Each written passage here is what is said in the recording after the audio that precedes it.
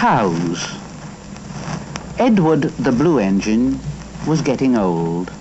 His bearings were worn and he clanked as he puffed along.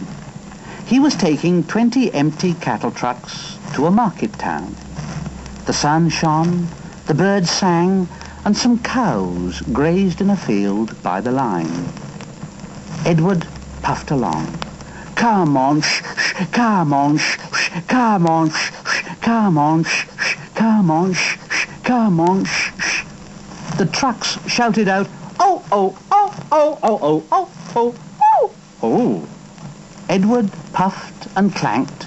The trucks rattled and grumbled. The cows were not used to trains. The noise and the smoke disturbed them. They twitched up their tails and ran. They galloped across the field, broke through the fence, and charged the train between the 13th and 14th trucks. The coupling broke, and the last 7 trucks left the